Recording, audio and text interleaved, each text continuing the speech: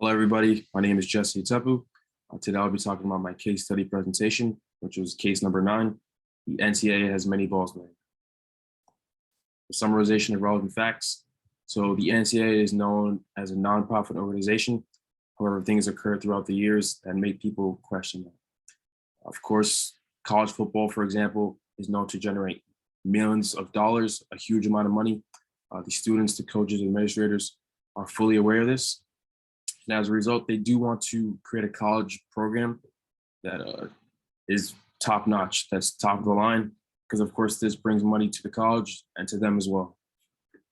Unfortunately for student athletes, they don't get paid. And this is what led to students stealing and committing misconducts of such. And as a result, the NCAA set rules in place. Of course, they do want everybody to have a fair shake. And these rules pretty much stated that if you want to have the smallest punishment in terms of committing misconducts, it's good to report it immediately, because if they do find out down the line, your punishments can become much more severe. So this was shown in the Ohio State scandal. This is where 5 students at Ohio State stole college equipment from their college, of course, and they sold it in exchange for cash and tattoos. Now, this is something that should be immediately reported. However, the coach that found out decided not to do that. They wanted to win more games, because winning more games allows you to be broadcasted, and being broadcasted brings more money. And of course, winning more games allows top students, top football athletes to want to join your team. So he tried to keep it in-house. They continued to play games throughout the season. They won a good amount of games. Unfortunately, the NCAA found out, and as a result, for not telling them right away and delaying it, the students lost their scholarship, of course, got kicked off the team, and the coach lost his job as well. Now, it was much worse for the coach, because by not admitting a misconduct and finding out a misconduct in his team and not reporting it, he lost his job as a coach, and now he has an asterisk to his name. So this means, yes, he could get hired by other colleges, but they have a job to make sure he does not commit this crime again. Because if he does on their team, their punishments could be even more severe than what he already faced.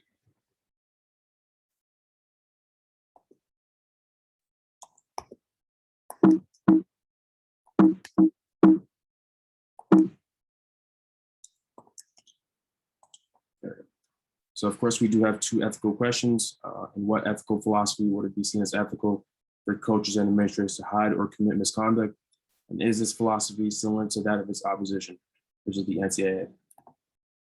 So I decided to use the ethical philosophy of utilitarianism, which emphasizes the theory that we should pursue pleasure and happiness, act always to produce the greatest good for the greatest number.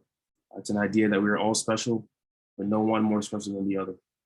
Equality is the best way to describe it, if I could, in one word. So analysis of this question, we can take what the students and coaches did as an act of egoism.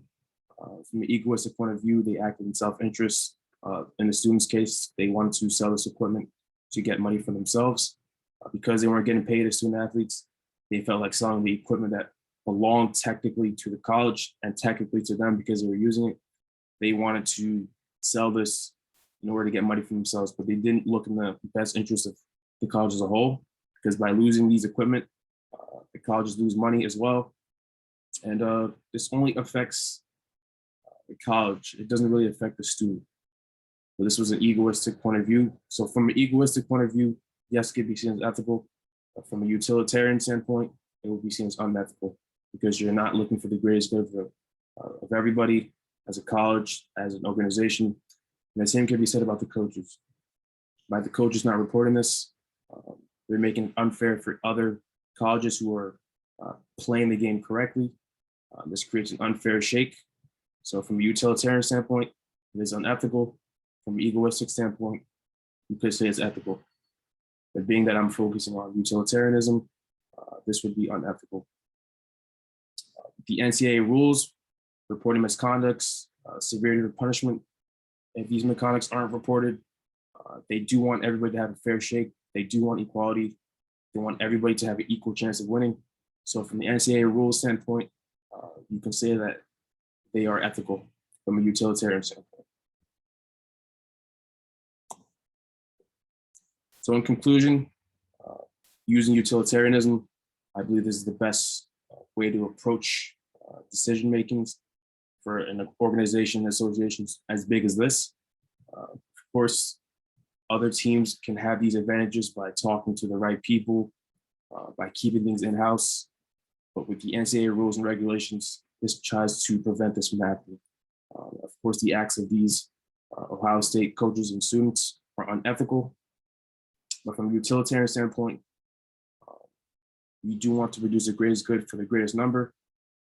And this is the right way to do so. So I do believe the NCAA was right in creating these rules. Although stakeholders and many other individuals may feel different, I believe this is the right way to go. With that being said,